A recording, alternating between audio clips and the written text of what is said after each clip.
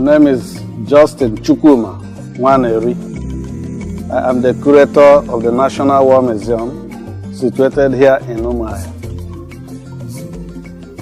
The National Museum Umuahia was an offshoot of a visit made by Lieutenant General Theophilus Yakubu Danjuma in 1977. He visited Yugoslavia and he visited a war museum in Yugoslavia. When he came back from Yugoslavia in 1977, he muted the idea of having a national war museum in Nigeria to the Supreme Military Council.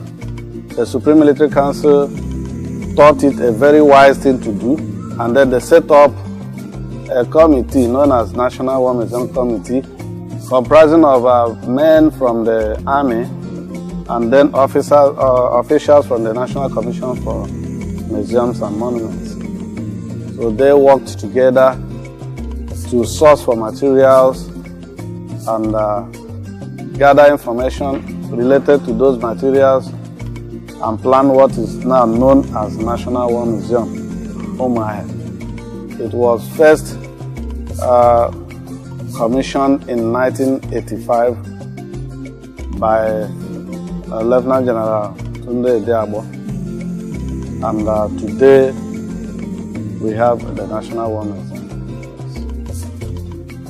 The unique thing is that unlike other museums, there are many museums all over the world and in this country. For instance, we have about 43 national museums in this country outside the private museums. But this is the only museum that deals in military hardware. Everything you find here is associated with one war or the other, be it the Nigerian Civil War or the World War II or even the intertribal wars that took place in ancient times. All those implements, gadgets, equipments, machineries were gathered and they are all kept here. And the import is to serve as a memorabilia for people to know that there were people who lost their lives in keeping the unity of this country. It is a kind of place where people will come and know, especially those that were not born during the war. They will come here and they will see in reality all the things they have been told in history. They will now see it in physical and practical terms. Even those that were born then, who were not soldiers, who were not privileged to come nearer to these equipments, we now know that these things were real. This plane here, for instance, some people will come here, they say, is this the real thing that was used in the war? I say, yes, they are. There are no replicas here. There are no fakes. These are the original equipments. And the choice of Umuahia as the venue or as the location for the War Museum is precipitated on two grounds. There are two things that led to the choice of Umuahia as the premises for War Museum. Number one is that Umuahia became the second capital of the defunct secessionist government. You know, initially Enugu was the capital of Biafra. When Enugu fell into the federal hands, the secessionist leader, Ojukwu, relocated to Umuahia. Umuahia became the second capital of Biafra. That is one reason. Another reason is that here in Umuahia are found the two best preserved bunkers in this country, which served as the voice of Biafra and then the subterranean Biafran office, where Ojukwu and the Biafran think tanks held meetings. These were the things. That you can even go on and on. Umuahia was a very ancient town known for its commerce. In fact, it was a railway terminal for the whole of the East that time. And again, it was one of the theaters of war, very strong theaters of war. These were the major reasons why this place was chosen as the venue for the National War Museum. This bunker here was like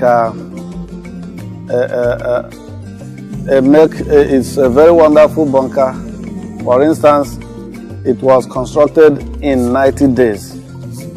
All of the bunkers, they were constructed simultaneously, and by 90 days they had finished constructing them.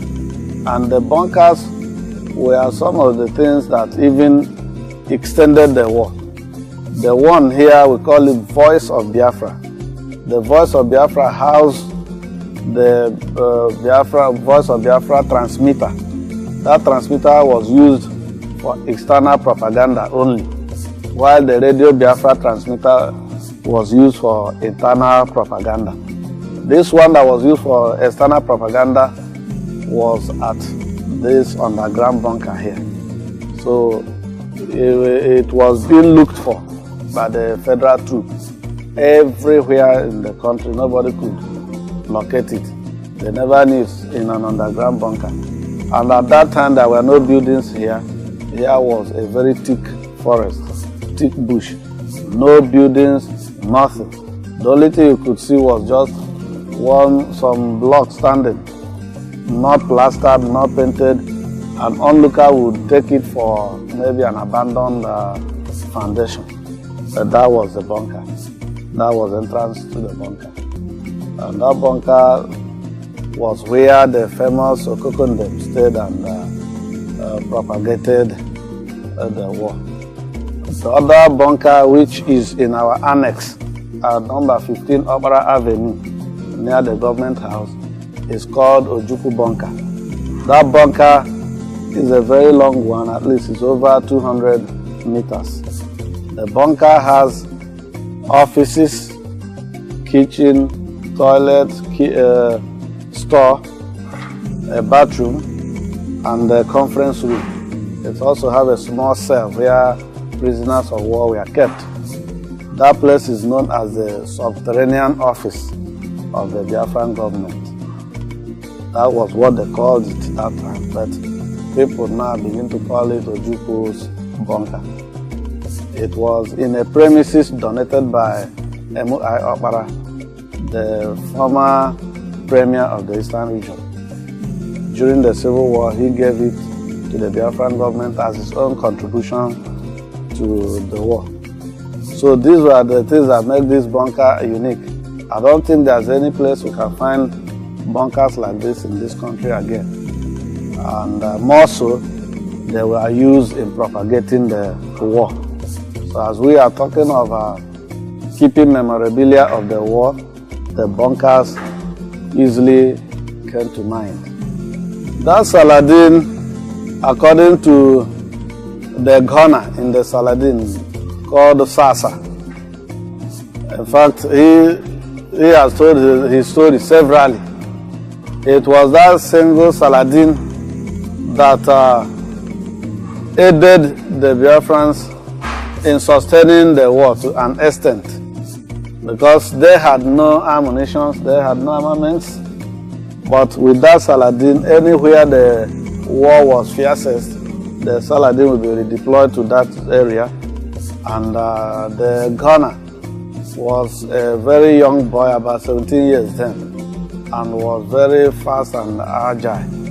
He was able to use the Saladin to cause the federal troops to retreat whenever the war is very hard. And it was being moved from one front to the other, from one front to the other, until at a time the Saladin was almost demobilized. And then the Biafrans were rounded up from all over. They couldn't sustain the war.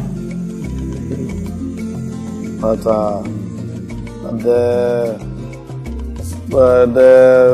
military head of state of Nigeria that time, General Yakubu Gowon, in his magnanimity and wisdom, declared that there were no victor, no vanquish, and the Biafrans were again welcomed back into a single indivisible entity known as Nigeria. That is where we are today. NNS Bonny is Nigerian naval ship, Bonnie. That's the meaning. And it was used by the Nigerian Navy. Of course, the Nigerian Navy was the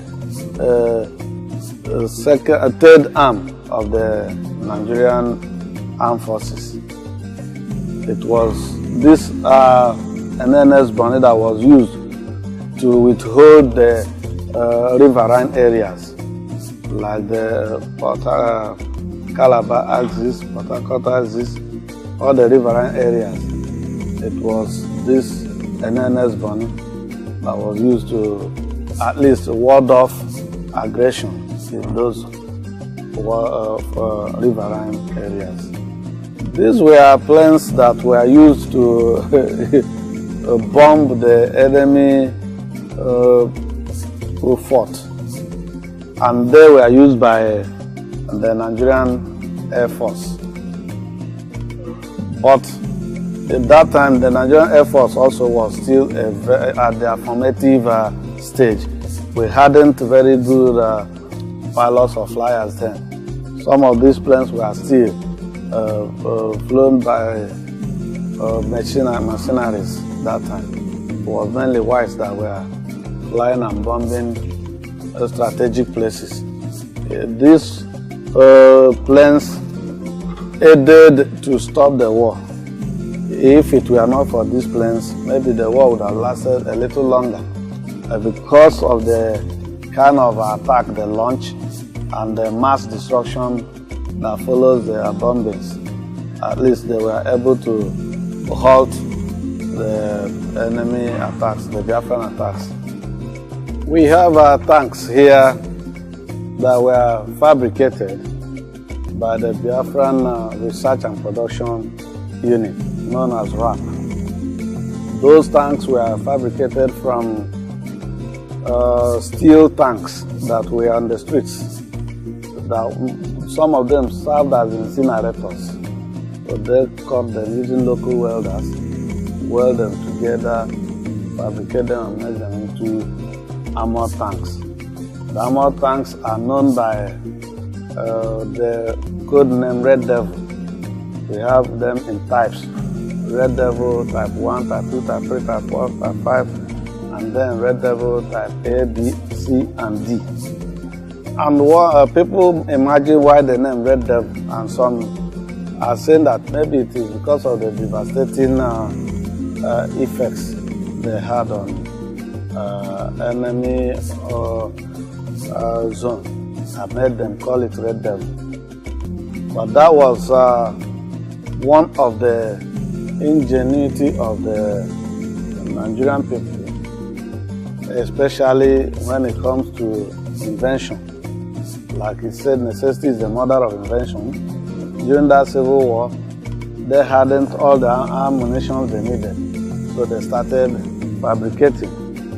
So these tanks there, majority were fabricated right here in Nigeria by the Research and Production Department of the Biafran Army. There are 2 or 3 there that are imported ones, but those ones were used by the Nigerian Army. The bombs they have their local names. They're called Ojukwu bunker. I mean Ojukwu's bucket. That was a mass killer in itself. It detonates too.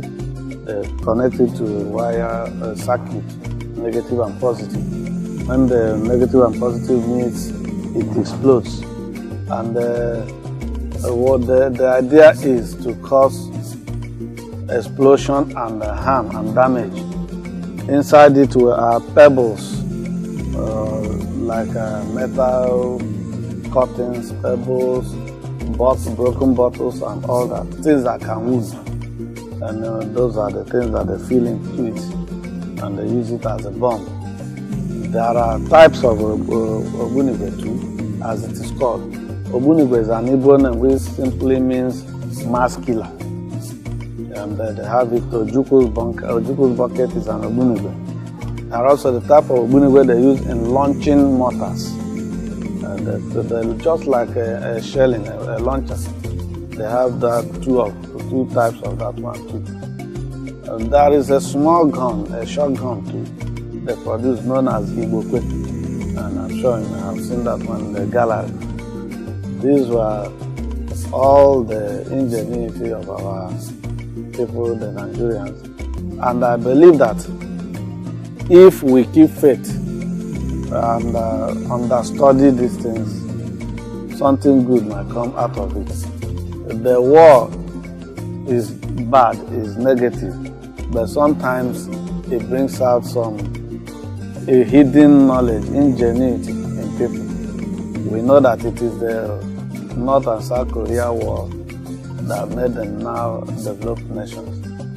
Korea imports cars, it exports cars, it exports ammunition, and that. The Israeli wars per time has led to the production of Uzi, which is one of the best machine guns in the world today. We believe that researchers could come here, look at what we have here, think of ways of improving on them, and then mass producing them so that Nigeria too could be an exporter of ammunition in time to come. The refinery was again something that was necessitated by need.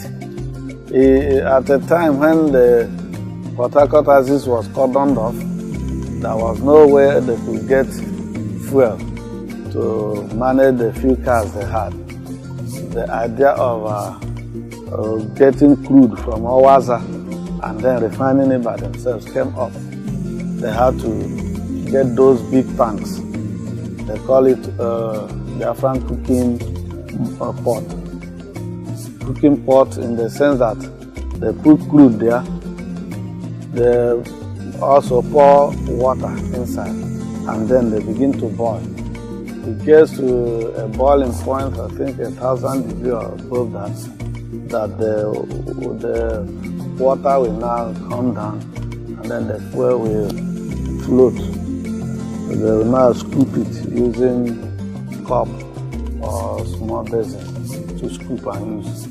That was how they were able to sustain their machineries, fuel their machineries. And they have quite a number of them in Uzako and other towns where they use for refineries. Well, what we want to let the world know is that the war museum is not a bad thing. Nigerians, leaders of thought, government officials, those who are ruling us, I expect them to come here regularly. There are one or two things we could deduce or learn from this place. It is not that, we know that lives were lost, but they were not lost in vain. If the country had disembarked, we say the lives were lost in vain. But so long as they fought to keep this country together, it is not a vain war. And we have to come and encourage them by immortalizing them, make this place a vibrant place, a tourism destination. If you look up there, you discover those things are submarines.